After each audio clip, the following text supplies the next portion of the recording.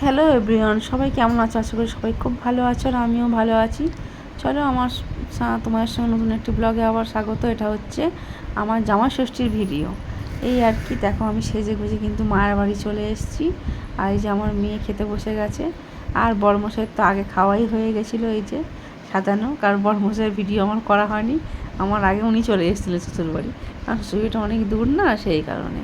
দেখো তারপর মা কিন্তু সব রান্না বান্না করে ফেলেছে। এখানে অনেক রকম রান্না হয়েছিল।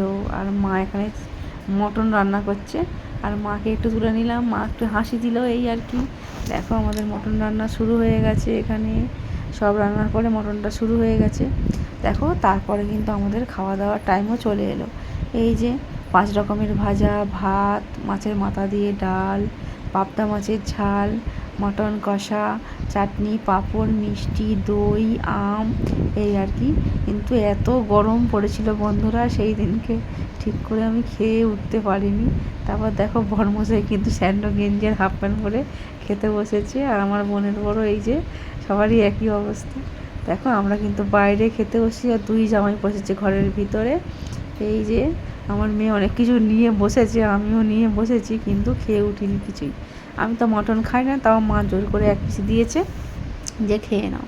দেখো বন্ধুরা, আমি কিন্তু শাড়ি চেঞ্জ করে কুর্তি পরে নিয়েছিলাম।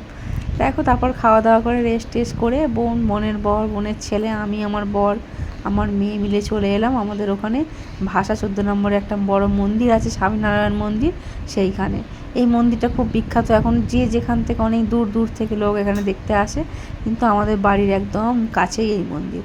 তাই চলে এলাম এই মন্দিরটা ঘুরতে। আর এত ভিড় ছিল বন্ধুরা, কি বলবো, প্রচুর প্রচুর লোক হয়েছে, যেহেতু জামাই ষষ্ঠী বাজার, সেই কারণে পুরো একদম মানে বন্ধুরা দেখে নাও মন্দিরটা। আর এই ব্লগটা আমি বেশি আর করবো না, এই আর কি, জামাই ষষ্ঠীর ব্লগ ছোটো করে রাখলাম, তোমাদের সঙ্গে সব কিছু টুকটাক শেয়ার করে দিলাম। আর দেখে নাও, টাটা, বাই।